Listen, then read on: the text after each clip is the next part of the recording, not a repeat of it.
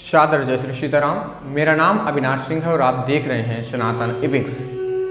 आज के श्री रामचरितमानस के प्रसंग में हम यहाँ तक पहुँचे हैं कि नारद जी अखंड समाधि लगाकर बैठ गए हैं और देवराज इंद्र को यह भय हो गया कि मेरी गद्दी हथियाने के लिए ये तप कर रहे हैं, इसलिए उन्होंने कामदेव को भेज दिया कि जाकर उनकी तपस्या को भंग करो। तो आइए आगे हम देखते हैं कि प्रसंग में क्या हुआ। रामाय रामभद्राय रामचंद्राय वेधसे रघुनाथाय नाथाय सीताय पतये नमः।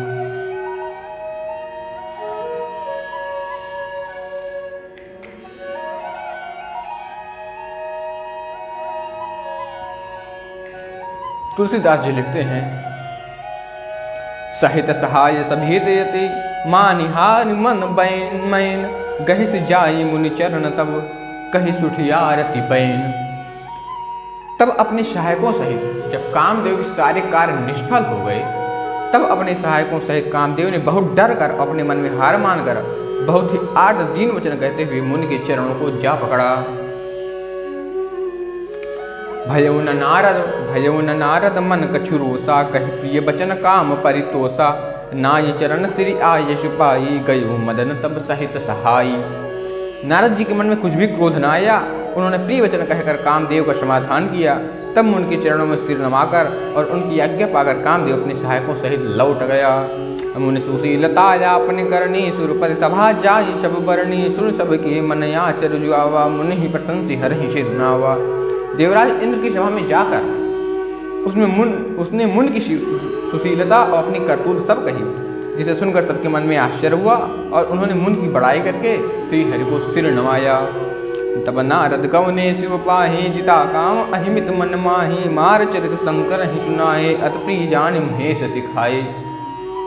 तब नारद जी शिव जी के पास गए और उनके मन में इस बात का अहंकार हो गया कि हमने कामदेव को जीत लिया, मैं काम विजयी हो गया हूँ।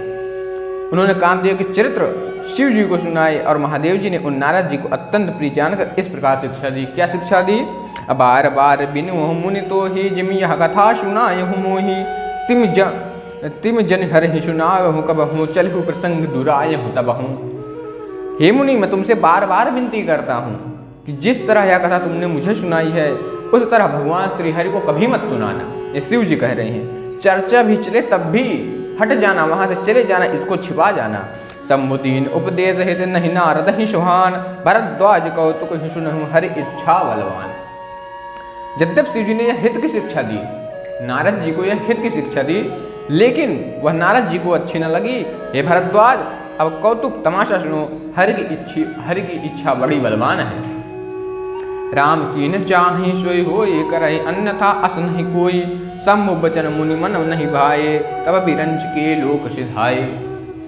श्री रामचंद्र जी जो करना चाहते हैं वही होता है, ऐसा कोई नहीं जो उसके विरुद्ध कर सके। श्री शिव जी के वचन नारद जी के मन को अच्छे नहीं लगे, ऐसा तब भी वहां से ब्रह्मलोक को चल दिए।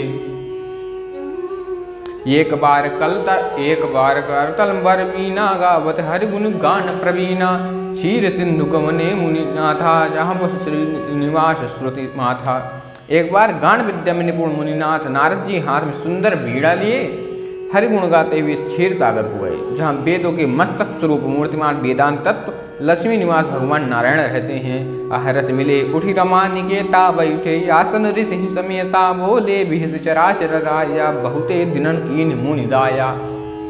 रमा निवास भगवान उठकर बड़े आनंद से उनसे मिले और इस नारद जी के साथ आसन पर बैठ गए। चराचर के स्वामी भगवान हंसकर बोले, हे मुनि, आज आपने बहुत दिनों पर दया की। कामचरित नारद सब भासे यद्यपि प्रथम बरज शिवरा के अति प्रचंड रघुपति कै माया जिहिन मोह अस को जग जाया।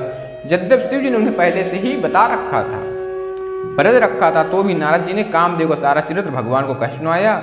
श्री रघुनाथ जी की माया बड़ी ही प्रबल है, जगत में ऐसा कौन जन्मा है जिसे वह मोहित न कर दे। रूख बदन करी वचन मृत बोले श्री भगवान तुम्हारे सुमिरन ते मिटहि मोह मार मदमान।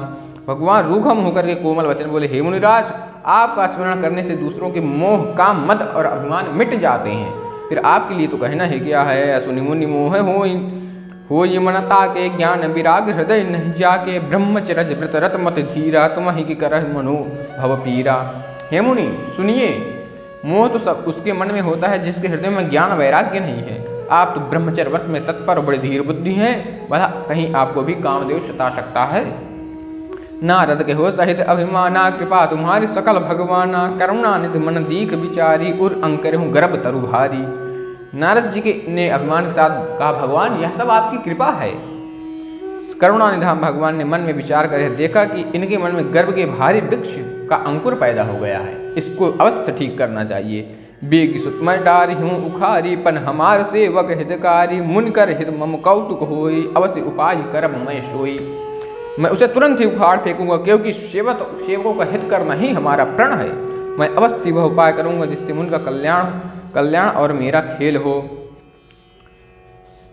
तब नारद हरिपद सिरनाई, तब नारद हरि सिरपद नाई, चल हृदय अहिमित अधिकाये, श्रीमत निज माया तब प्रीति, सुनहु कठिन करनी तहि केरी। तब नारद जी भगवान के चरणों में सिर नवाकर चले, उनके हृदय में अभिमान और भी बढ़ गया। तब लक्ष्मीपद भगवान ने अपनी माया को प्रेरित किया, अब उसकी कठिन करनी सुनो।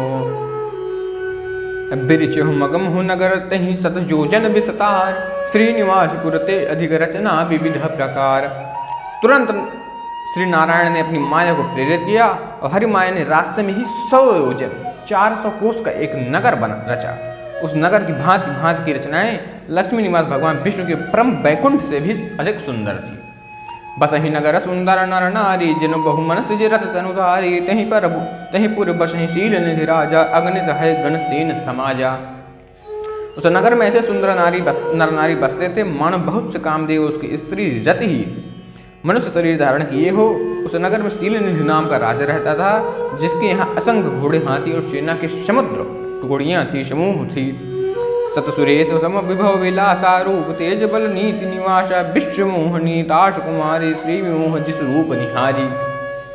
उसका वैभव विलास सब इंद्रों के समान था। वह रूप तेज बल और नीति का घर था, जिसमें विश्व मोहिनी नाम की एक ऐसी रूपवती कन्या थी जिसके रूप को देखकर लक्ष्मी जी भी मोहित हो जाएं। स्वयं हरिमाया सब गुण खानी, शोभा तासु की जाय बखानी, करे स्वयंवर सोन्द्र बाला, आए तो गणित महिपाला। वह सब गुणों की खान भगवान की माया ही थी। उसकी शोभा का वर्णन कैसे किया जा सकता है। वह राजकुमारी स्वयं पर करना चाहती थी, इसलिए वहाँ अगणित राजा आए हुए थे।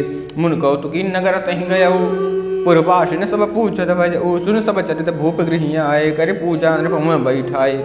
खिलवाड़ी मुनि नारद जी उस नगर में गए और नगर निवासियों से उन्होंने सब हाल पूछा। सब समाचार सुनकर वे राजा के महल में आए। राजा ने पूजा करके मुनि को आसन पर बैठाया। आने दिखाई नारद ही भूपति राजकुमार, कहूँ नाथ गुण दोष सब यहीं के हृदय विचार।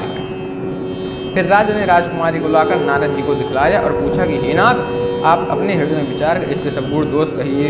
देख रूप मुनि बिरत विसारी, बड़ी बार लगी रहे निहारी, लक्षण तासु विलोकी भुलाने, हृदय हरस नहीं प्रकट बखाने।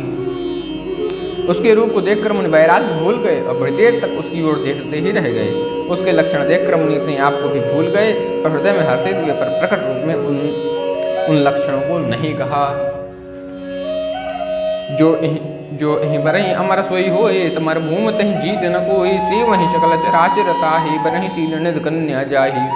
लक्षणों को देखकर मन में कहने लगे, इसे जो इसे ब्याहेगा वह अमर हो जाएगा और रणभूमि में उसे कोई जीत न सकेगा।